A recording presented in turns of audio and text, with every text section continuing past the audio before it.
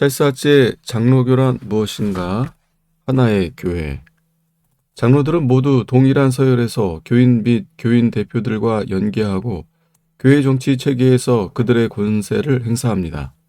그렇기에 각 교회 당회뿐 아니라 더 넓은 사법권, 발동을 위한 노회, 지역 총회, 그리고 총회가 부득이 형성됩니다. 이것이 우리가 지금부터 집중하게 될 장로교주의의 세 번째 대원칙입니다. 교회 정부는 목사와 치리장로로 구성된 법정으로 운영된다는 원칙입니다. 이 원리는 독립화 교회의 이론과는 반대하게 교회의 연합을 당연하게 받아들입니다. 이 주제에 대한 장로교 교리는 교회란 작은 단위가 큰 단위에 순종하고 큰 단위는 전체에 순종하는 곳이라는 것입니다. 교회에서는 주도 하나요, 믿음도 하나요, 세례도 하나입니다. 성경에서 정해진 교회 정부의 원리들은 전체 교회의 의무를 지웁니다. 입회의 조건과 배제의 정당한 이유는 어느 곳에든지 동일합니다. 신성한 직분을 받기 위해서는 어디서나 동일한 자격 요건이 요구되며 면직에 대해서도 동일한 이유가 요구됩니다.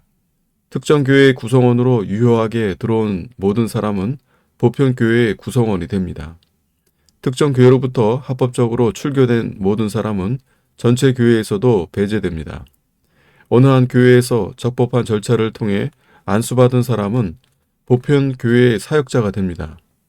그리고 그가 정당하게 면직된다면 다른 모든 교회에서도 사역자가 될 수 없습니다. 이런 이유로 모든 특정 교회들이 교회에서 발생한 문제들을 감당하고 권징을 행할 수 있는 권리를 가지고 있으면서도 그러한 권리의 이행이 독자적이고 무책임해서는 안 됩니다. 특정 교회의 구성원은 보편교회의 구성원이며 성경적 원칙에 따라 출교된 자들은 사단에게 내어준 것으로 성도의 연합에서 제외됩니다. 따라서 특정 교회의 조치는 전체 교회의 조치가 됩니다. 그러므로 전체 교회는 개별 교회가 그리스도의 율법에 따라 권징을 행할 것인지 들여다볼 수 있는 권리를 가지고 있습니다. 그런 이유로 한편에서는 상소권을 가지고 있고 다른 한편에서는 검토와 통제의 권리를 가지고 있습니다. 이것이 우리가 다루고 있는 주제에 대한 장로교 이론입니다.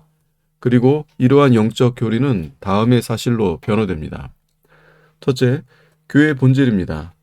교회는 어디에서든 하나로 그려집니다. 교회는 한 몸이고 한 가족이며 한 무리이자 한 교회가 하나인 이유는 교회에 가득 찬 한 성령 때문입니다. 사도가 언급하였듯이 우리 모두는 한 성령으로 세례를 받아 한 몸이 됩니다. 성령의 내재하심은 그리스도의 몸의 모든 구성원들을 하나 되게 하며 믿는 것과 사랑하는 것에 하나 되어 연민과 사랑을 드러내는 주관적이고 심적인 연합뿐만 아니라 외적인 하나됨과 연합까지도 양산합니다. 이는 그리스도인들을 예배뿐 아니라 서로를 향한 보호와 돌봄의 연합으로 이끌어 줍니다. 이는 또한 그리스도인들로 하여금 주를 경외함으로 서로를 섬기도록 요구됩니다. 그리스도인들은 하나님의 말씀을 그들의 믿음과 실천의 기준으로 순종해야 합니다. 또한 그리스도인들은 다른 이들의 안녕, 순결, 그리고 덕을 세우는 일에 관심을 가지며 이런 한목들의 증진을 위한 책임도 부여받습니다.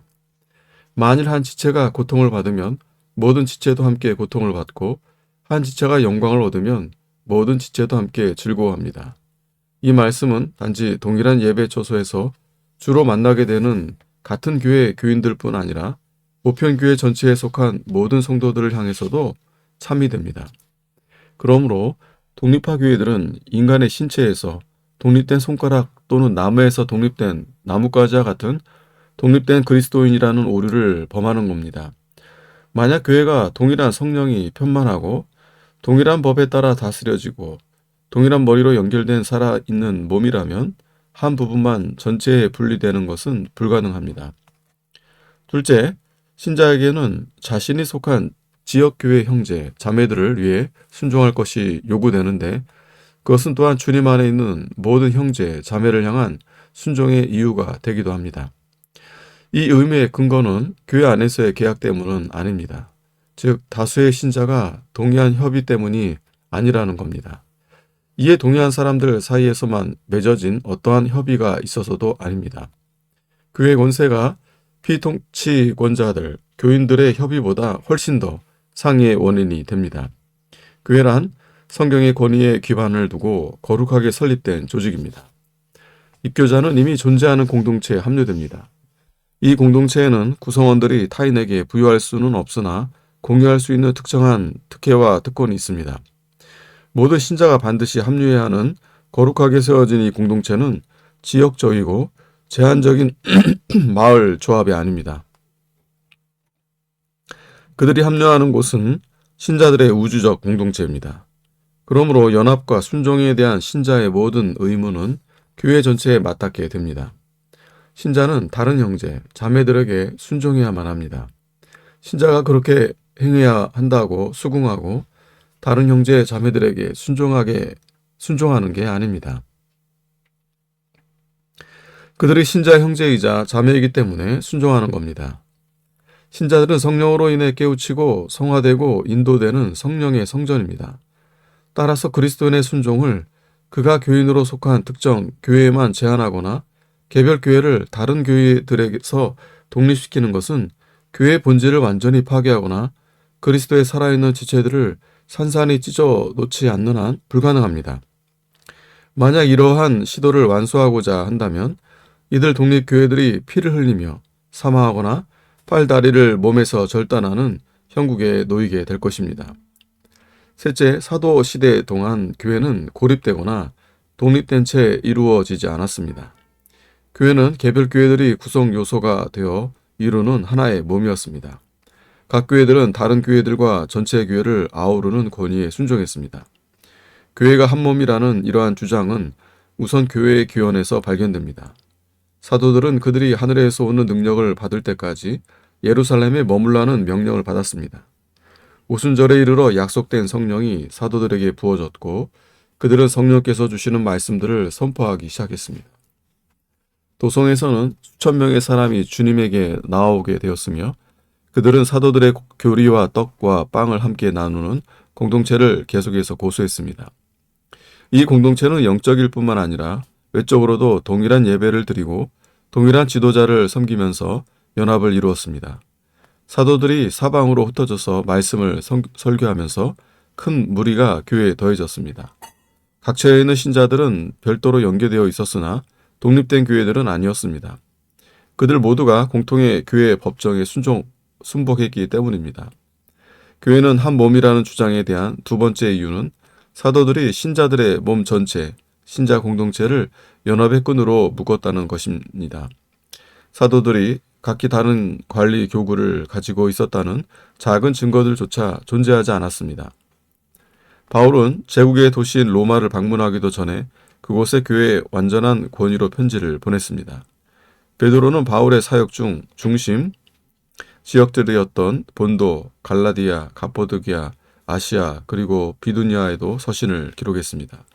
사도들의 이러한 보편적 관할권 행사와 교회에 대한 외적 연합의 끈은 우리가 지금껏 보았듯이 사도 직분의 본질에 형성됩니다. 교회 기반을 세우고 교회를 조직하라는 명령을 받고 틀림없도록 성령의 충만을 받은 사도들의 말은 곧 규범이었습니다. 그들의 영감이 이러한 보편적 권위를 마땅히 보장했습니다. 그러한 이유에서 우리가 찾게 되는 바는 사도들이 모든 교회에서 교사의 권세뿐 아니라 치리자의 권세 역시 행사했다는 점입니다. 바울은 내가 모든 교회에서 이와 같이 명하노라 라며 건덕을 위해 그에게 주어진 권세를 증명합니다. 고린도전서 7장 17절. 바울의 서신들은 이러한 명령들로 채워져 있습니다. 그리고 이 명령들은 그때나 지금이나 동일한 권위로 묶여 있습니다. 바울은 고린도 교회 성도들에게 매를 들고 그곳으로 가겠다는 엄포를 놓기도 했습니다. 바울은 고린도 교회 내에서 권징의 행사를 등한시한 교회 구성원을 끊어냈습니다. 그리고 후메네오와 알렉산더를 사단에게 내어주어 다시는 하나님을 못 오가지 못하도록 징계를 받게 했습니다. 이러한 역사적인 사실들은 사도시대의 교회들이 독립적이보다는 하나의 공통된 권위 아래에 있었다는 것을 보여줍니다. 세 번째로 예루살렘 공회가 추가적인 증거입니다. 이 내용은 성경 안에 분명하게 언급되어 있습니다. 이 사건에 대한 단순한 사실은 안디옥 교회 내에서 모세 율법과 관련한 논쟁이 벌어졌다는 것입니다.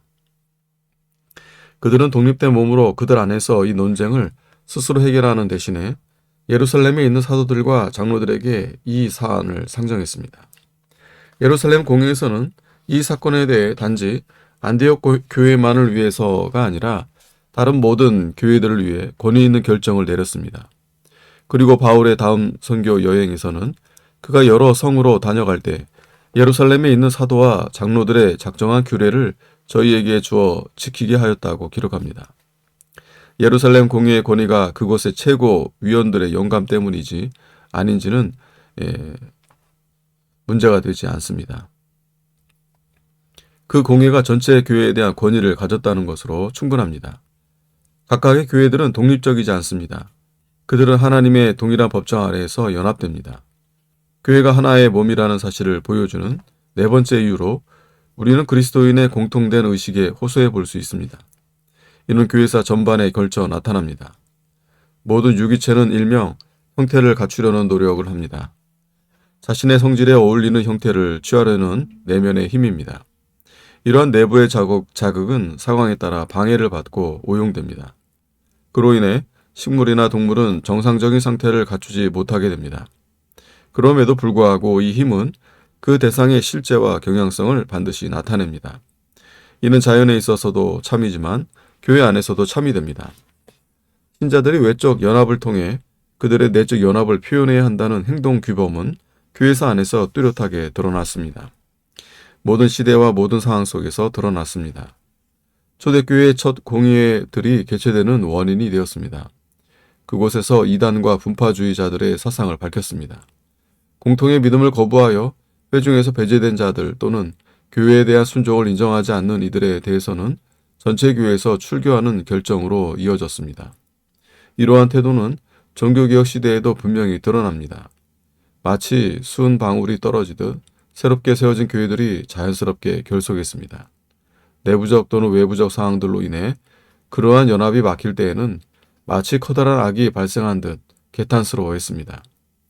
세상 사람들은 교회사 속에서 보여지는 이러한 놀라운 특징들을 단지 권력에 대한 사랑이나 무가치한 자료 정도로 여길 것입니다. 그러나 그렇게 설명될 수 없습니다.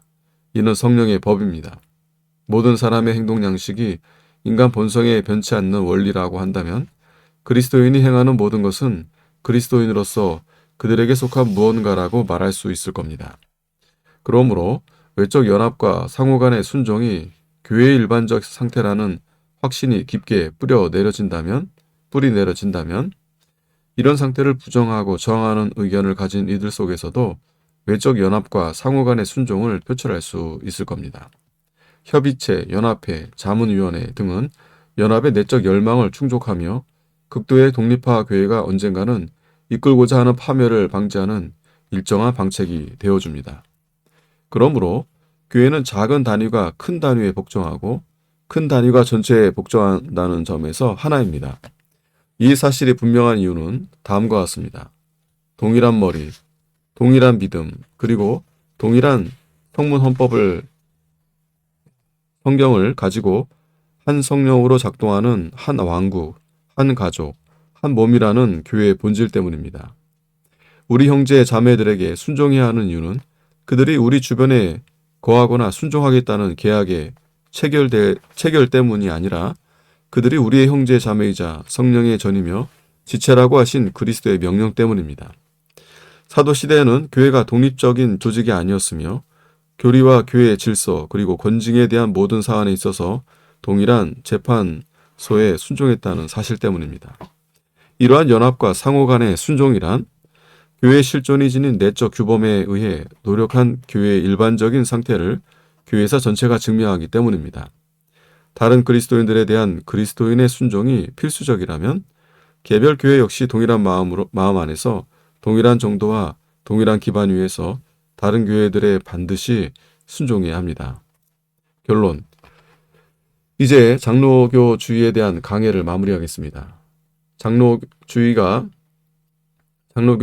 사람의 고한물이 아니라는 점이 모든 사람에게 큰 인상을 줄 겁니다. 장로교주의는 교회의 내적 생명에서 단절된 외적 체계가 아닙니다. 이는 하나의 진정한 성장입니다. 교회의 실제에 대한 내적 모범이 외적으로 표현되는 것입니다. 교인들이 교회 정부 안에서 실질적인 부분을 감당한다고 우리가 가르치는 이유는 그게 단지 유익하고 실용적이어서가 아닙니다. 성령께서 하나님의 사람들 안에 거하시고 그들에게 능력을 주시며 다스리는 권리까지 부여하시기 때문입니다. 장로들이 교회의 영구적인 직분자들이라고 우리가 가르치는 이유는 장로들보다 상위에 있는 사도들과 선지자들의 은사가 멈췄기 때문입니다. 신자들이 모인 각각의 회중이 독립적이지 않다고 가르치는 이유는 교회가 실질적으로 하나의 몸이며 몸의 모든 지체는 상호간에 의존적이기 때문입니다. 만약 정말로 내적 생명에 부합하는 교회의 외적 형태가 있고 그리고 그 외적 형태가 내적 생명의 산물이자 자연스러운 표현이라면 그 형태는 교회의 진전과 성장에 가장 이바지할 것입니다. 사람이 비정상적인 취향을 가지고 인위적으로 나무를 자라게 할 수는 있을 겁니다. 그렇지만 나무의 정기와 생산성은 포기해야 할 것입니다. 완벽의 경지에 이르고자 한다면 자연의 법칙에 따라 그 자체로 드러나야 합니다. 교회도 마찬가지입니다. 만약 교인들이 그들로 하여금 교회 정부에 참여할 수 있는 조건과 자격을 갖추게 만드는 은사와 은혜를 소유한다면 그러한 권리 시행은 은사와 은혜를 성장시키는 방향으로 이어질 것입니다. 반대로 이 권한을 부정할 때에는 불안감이 조성될 것입니다.